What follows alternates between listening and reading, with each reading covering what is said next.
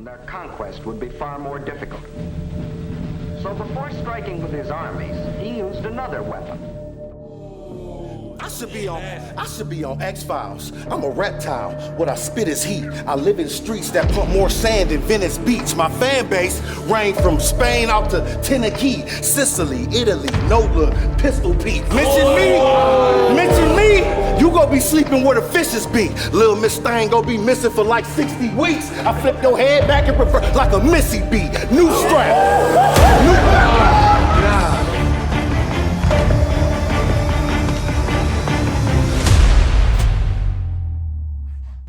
Oh, nah, it ain't done yet. February 4th. They said the hardest thing to do in life is write a will.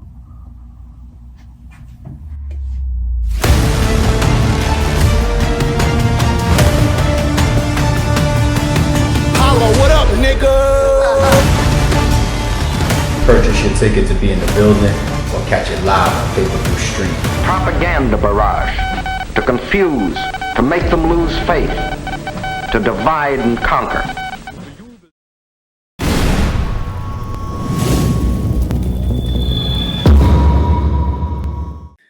How many of my sports people are in here, man? What's up with Skip Bayless? I know the whole cancel culture is out on Skip Bayless right now.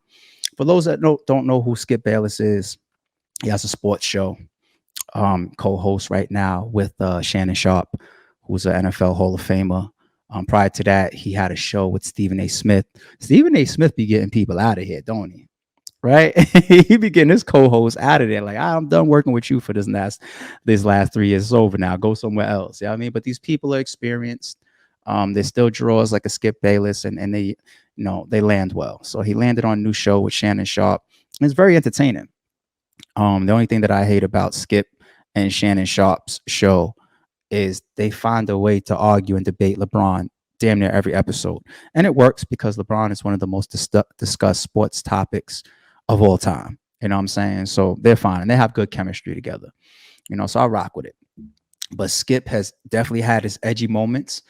To be fair, many sports critics and people with shows at that magnitude and that level have had edgy moments. Stephen A. Smith has been in hot water before. You know what I'm saying? I think Shannon Sharp may have been in hot water before. It happens. It happens. But this one with Skip, the cancel culture is out. And there's a lot of heavyweights, a lot of big time people, a lot of people in the sports world, a lot of NFL players. They're on him right now. So for those that don't know the reason why, there's a recent football game. I think it was the Bills versus the Bengals. And you got Damar Hamlin. Yeah, I hope I'm not mispronouncing his name, because I'm not the biggest. I'm a Skip fan, but I'm not the biggest football. I don't know the Bills roster. You know what I'm saying? So this player named Damar Hamlin, I seen a play, seen it in slow motion. I watched it at least 4 or 5 times. He's on defense. He goes to make a tackle, and the person that he tackled kind of like runs through his chest. You see the impact of it. Boom.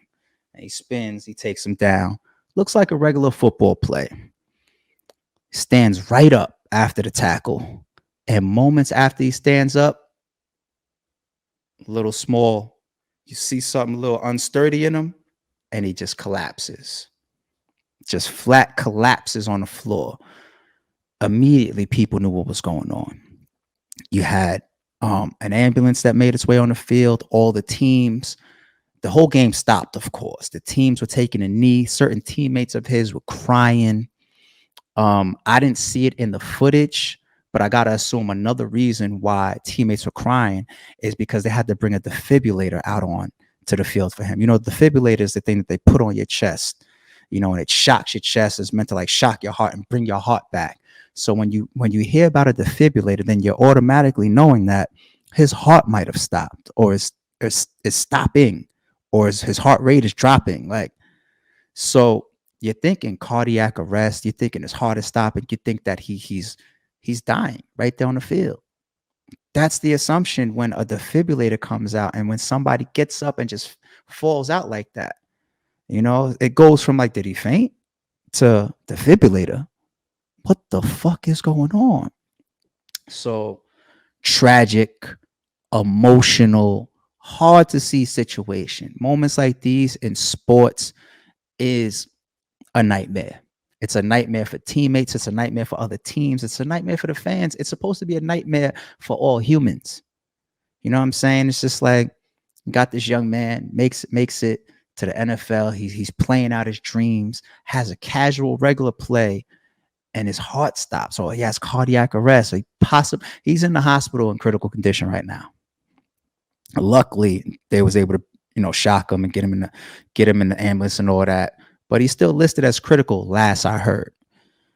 Sad situation. But let me read why Skip Bayless got his ass in hot water behind this shit. Oh, man. Skip. All right. So Skip Bayless, after this moment happened, and this is in real time, while, he's laid out and the ambulance is there and the medical assistants are there and the teams are all taking a knee, and there's a whole hush on the whole crowd because everybody's like, this is real. This is serious. He has a couple tweets and he gets to this last one. No doubt the NFL is considering postponing the rest of the game, but how? ? This late in the season, a game of this magnitude is crucial to the regular season outcome, which suddenly seems so irrelevant. Y'all know me. I'm always going to be fair. There is a side to it where it can really, really be that Skip didn't know the severity during that tweet. Skip didn't know a defibrillator was brought out. I didn't know that watching the replays and the footage. I'm hoping that wasn't shown live, because usually when you're watching stuff live and something like that happens, they go to a different camera. Even when people streak, we have these fans that jump on the field and start streaking and all that type of shit. Normally, to not give them the attention or show that to the viewers, they go to a different camera. So I'm going to assume, I could almost bet my last dollar that there was no, during the game being on, they didn't have the camera while they was trying to bring this man's heart back to beat. You know what I'm saying? So it's very possible that Skip didn't know, the severity of what was happening on the field. Let's give that possibility. Okay, let's be fair. But at the same time, no matter how severe, no matter how dangerous this was, no matter how bad of a condition this player was in, that the teams are taking their helmets off, they're taking a knee. That's always a sign in football. That always means something. It's like they're treating it like a fallen soldier almost. You know what I'm saying? This is why the whole stadium always cheers when they see somebody go out on a stretcher. And usually that person tries to give a thumbs up to the crowd. And no matter what team you're there rooting for, it's always a everybody thing, saluting. Both teams, both coaches, all fans. You know what I'm saying? That's obvious. Teams taking knees, and you're a sports announcer / critic. So this. You know that it's an important moment. You may not know that his heart might have stopped, but it's an important moment. That side of it isn't really excusable, especially at his level of who he is. Everybody's following your tweets when it comes to sports. You're one of the biggest sports critics with one of the biggest shows. That was bad. In situations like that, you sit back, and I think like even the network that he works for, they want to see if there's like, any type of backlash, that sponsors start to have issues. If that big of a fan outcry that can move the bottom line. You know what I'm saying? Because finances always come into play. Who are we kidding? The world revolves on money. You know what I'm saying? But if especially God forbid, if he passes away, because like I said, at last I heard he was in critical condition. Something like that could cost Skip his job, even if he didn't mean it like that, or even if he wasn't aware that it was this severe. It could still cost you your job, because the whole world is on your neck. And these networks, they'll respond to that like, nah, this is too much. This is bad for our reputation. This is bad for our sponsorship. I don't know if he had a show today.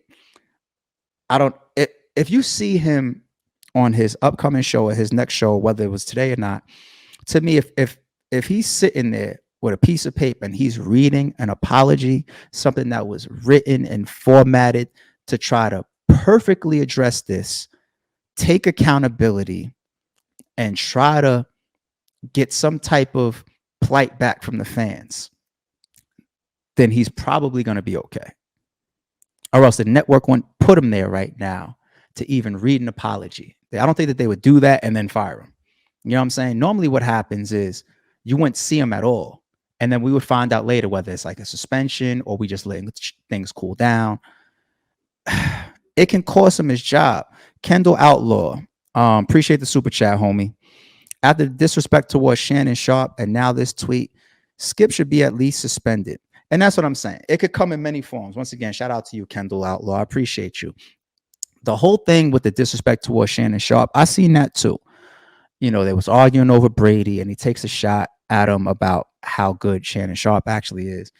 And we've seen Shannon Sharp get, like, he normally plays almost like a comic relief between their dynamic as far as their chemistry. Plays a little bit of a comic relief. He's kind of second to Skip, which is why he always goes first.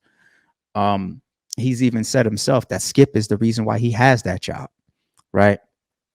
But we've seen a couple times during that show where Skip gets serious.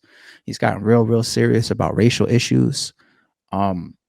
Gets serious about when he felt Skip disrespected, took his glasses off. He was like, all right, you know, Skip's like, I don't need to make it a physical thing, but go watch some like Skip's workout videos and shit. Like Skip, he stand up and grab Skip. It's over. It's over. You know what I'm saying? But I think I think I said Skip grab Skip. Shannon. But Shannon is, you could tell he's pretty well in control of himself. You know, I mean, you have to be on that level of TV. You have to take the emotion and personal side out of things at times or as much as possible. And when you do get edgy and when you do lose that, like, you know what, fuck that, I gotta say something, it becomes good TV. Like him, you know, go blacking out or that mini blackout on Skip for that moment that you was just talking about. You know, it becomes real good TV.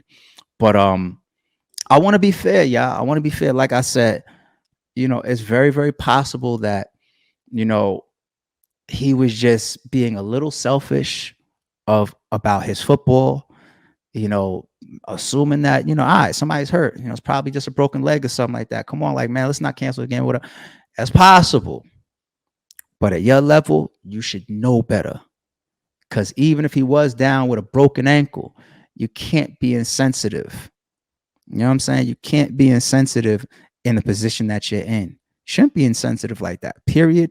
But especially when you have a following and people that are looking up to you and looking to you for your sports analysis.